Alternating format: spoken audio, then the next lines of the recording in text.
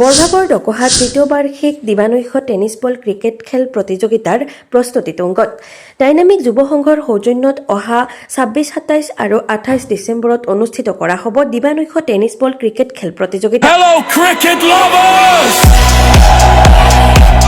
Are you ready for the ultimate showdown? The Dokoha Dynamic Yuva Sangha proudly presents the most electrifying event of the year. Get ready for the day-night tennis ball cricket match! Witness the big hits, the flying stomps, and the roaring crowd. At the legendary Dokoha Data Gohai Mandir Playground. When? Lock the dates! From December 26th to December 28th!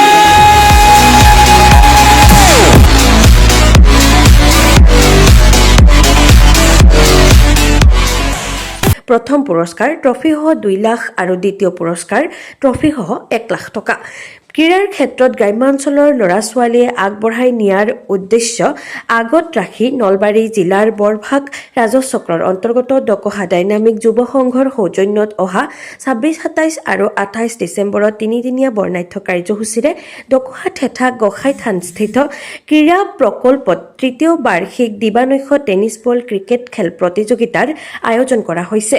বিশিষ্ট ক্ৰীড়া সংগঠক যুৱ ব্যৱসায়ী ৰূপেন দাসৰ একান্ত প্ৰচেষ্টা আৰু স্থানীয় ৰাইজৰ সহযোগত ডাইনামিক যুৱ সংঘই অনুষ্ঠিত কৰি অহা দিবানৈশ টেনিছ বল ক্ৰিকেট খেল প্ৰতিযোগিতাৰ এইবেলি তৃতীয় বাৰ্ষিক প্ৰতিযোগিতা উপলক্ষে ব্যাপক প্ৰস্তুতি তীব্ৰতৰ হৈ উঠিছে। ৰাজ্যসভাৰ সাংসদ বীৰেন্দ্ৰ প্ৰসাদ বৈশ্যৰ সংসদ পুঁজিৰ পৰা লাভ কৰা ধনেৰে খেলপথাৰ সুন্দৰভাৱে সজাই পৰাই লোৱাৰ লগতে চাৰিসীমাৰ পকীবেৰ আৰু গেলাৰী নিৰ্মাণৰ কামো আৰম্ভ কৰা পৰিলক্ষিত হৈছে। তিনিদিনীয়া বৰ্ণাঢ্য কাৰ্যসূচীৰে আয়োজন কৰা তৃতীয় বাৰ্ষিক দিবানৈশ টেনিছ বল ক্ৰিকেট খেল প্ৰতিযোগিতাৰ প্ৰথম পুৰস্কাৰ ট্ৰফিসহ নগদ 2 লাখ আৰু দ্বিতীয় পুৰস্কাৰ ট্ৰফিসহ নগদ 1 লাখ টকা। খেলৰ শ্ৰেষ্ঠ খেলুৱৈক ট্ৰফিসহ 30,000 আৰু ফাইনেল খেলৰ শ্ৰেষ্ঠ খেলুৱৈক ট্ৰফিসহ 10,000ৰ লগতে প্ৰতিখন খেলৰ শ্ৰেষ্ঠ খেলুৱৈক ট্ৰফিসহ নগদ 1,000 টকাকৈ প্ৰদান কৰা হ'ব। উল্লেখযোগ্য যে বৰ্তমানলৈকে 28টা দলে যোগদান কৰাৰ লগতে ফাইনেল খেলত জনপ্ৰিয় ডিজে খ্যাত AVIয়ে সংগীতানুষ্ঠান পৰিৱেশন কৰিব বুলি ডাইনামিক যুৱ সংঘৰ সভাপতি ৰূপেন দাসে জানিবলৈ দিয়ে। পোনপ্ৰথমে আমাৰ ৰাজ্যসভাৰ সাংসদ বীৰেন্দ্ৰ প্ৰসাদ বৈশ্য ডাঙৰীয়াক আমি অশেষ ধন্যবাদ জ্ঞাপন কৰিছোঁ। আমাৰ নিচিনা এটা অতিকৈ পিছপৰা অঞ্চল য'ত আমি বানপানীত বুৰ গৈ থাকোঁ, তাৰ এনেকুৱা জাগা এটাত তেওঁ আমাক ৰাজ্যসভাৰ মানে যি আমাক সহায় আগবঢ়াইছে এই ফিল্ডখন বা আমাৰ এই মন্দিৰৰ ডেভেলপৰ ক্ষেত্ৰত যিখিনি সহায় আগবঢ়াইছে গতিকে আমি ধন্যবাদ জ্ঞাপন কৰিছোঁ তেওঁক। আৰু লগতে আপোনালোকে কামটো দেখিছে, আমাৰ অলৰেডি আৰ্ট ফিলিঙৰ কামটো কমপ্লিট কৰিছোঁ, আমি বাউণ্ডেৰী ৱালৰ কাম চলি আছে। অনাগত দিনত আমি গেলাৰীৰ কামটো ষ্টাৰ্ট কৰিম। আৰু এই চকতে মই জনাব বিচাৰোঁ যে আমি আমাৰ যোনখন আমি এখন দিবানৈশ টেনিছ বল ক্ৰিকেট খেল আমি আয়োজন কৰোঁ আৰু সেইটো এইবাৰো আমি আয়োজন কৰিছোঁ 26, 27, 28 ডিচেম্বৰত। গতিকে এই আপোনালোকৰ এই প্লেটফৰ্মৰ যোগেৰে মই গোটেই ক্ৰীড়াপ্ৰেমী ৰাইজৰ সহায় সহযোগিতা বিচাৰিছোঁ। চবে যাতে আমাক ছাপোৰ্ট কৰে আমি এইটো বিচাৰিছোঁ আৰু আপোনালোকেও যথেষ্ট ছাপোৰ্ট কৰি আছে, আগলৈকে এনেকুৱা ছাপোৰ্ট আমাক কৰি থাকিব বুলি আশা ৰাখিছোঁ। আমি যিখিনি আমাৰ দিবানৈশ টেনিছ বল ক্ৰিকেটৰ ফাৰ্ষ্ট পুৰস্কাৰ আমি ৰাখিছোঁ 2 লাখ টকা, ৰানাৰ্ছ আপৰ কাৰণে আমি ৰাখিছোঁ 1 লাখ টকা আৰু টুৰ্ণামেণ্টৰ শ্ৰেষ্ঠ খেলুৱৈ আপোনাৰ 30,000 টকা পাব আৰু ফাইনেল খেলত শ্ৰেষ্ঠ খেলুৱৈ 10,000 টকা পাব আৰু লগতে প্ৰতিখন খেলতে শ্ৰেষ্ঠ খেলুৱৈ ট্ৰফিসহ 1,000 টকাকে পাব। ইতিমধ্যে আমাৰ তাত 28টা দলে যোগাযোগ কৰিছে আৰু আমি 50টা দলকে আমি এইবাৰ মানে জইনিঙৰ কাৰণে সুবিধা দিব পাৰিম, কাৰণ আমাৰ সময় বহুত কম, আমাৰ সাংস্কৃতিক অনুষ্ঠানো কিছুমান থাকে, তাৰ মাজেৰে আমি ডিচাইড কৰিছোঁ যে 50টা দলক আমি যোগদানৰ সুবিধা দিম। সাংস্কৃতিক আমাৰ ধৰক কিছুমান এইবাৰ আমাৰ যিটো আমাৰ ডিজে নাইট বুলি কওঁ আমি, সেইটো থাকিব গোটেইকেইদিন আৰু লগতে আপোনাৰ বিহু বা আমাৰ লোকেল কিছুমান মানে সংগীত পৰিৱেশন কৰা মানুহ থাকিব, তেওঁলোককো মাতিছো, সেনেকুৱা ধৰণৰ অনুষ্ঠান থাকিব কিছুমান। এইটো আমাৰ ফিল্ডখন একচুৱেলি আমি এনেও কৰিবলগীয়া আছিলে। বৈশ্য ছাৰে আমাক যিটো হেল্প কৰিলে, সেই হেল্পটোৰ কাৰণে অতি সোনকালে আমাৰ এইটো মানে কামটো কৰিবলৈ আমি সক্ষম হলো।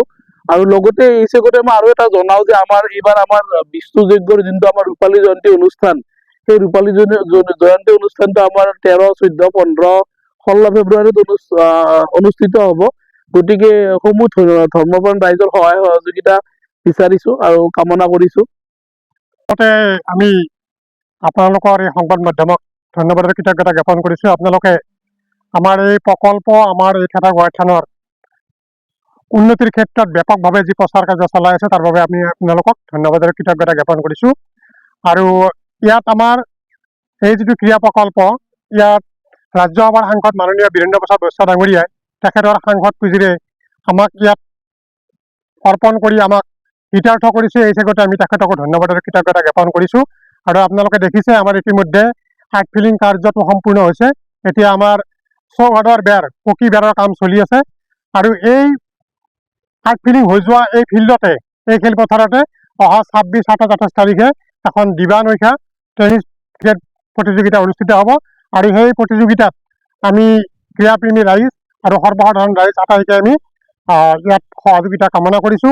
এই চেগতে আমি ইয়াত প্ৰকল্প আৰু থানাৰ উন্নয়নৰ ক্ষেত্ৰত এটা কথা স্বীকাৰ কৰিবই লাগিব যে আমি দেৱদূত হিচাপে ইয়াত আমি পাইছো বুলি অনুভৱ কৰিছো যে আমাৰ এই ডোকোহা গাঁৱৰে বিশিষ্ট সমাজকৰ্মী, ব্যৱসায়ী, ধৰ্মপৰায়ণ ব্যক্তি, যুৱনেতা ৰূপেন দাসৰ উদ্যোগতে আমি দ্ৰুতগতিত থান তথা এই প্ৰকল্পৰ কামত উন্নয়নৰ ফালে আগবাঢ়িবলৈ সক্ষম হৈছো। এই চেগতে ভগৱান বিষ্ণুক আমি প্ৰাৰ্থনা কৰিছো, তেখেতৰ সুস্বাস্থ্য দীৰ্ঘায়ু কামনা কৰিছো। ভৱিষ্যতলৈ যাতে আমি তেখেতৰ সহযোগতে এই থান আৰু প্ৰকল্পৰ কামটো উন্নয়নৰ ফালে অগ্ৰগতি কৰিব পাৰো, তাৰে কামনা কৰিছো। নিউজ ডেস্ক ৰিপোৰ্ট, বাৰ্তা টু জেড।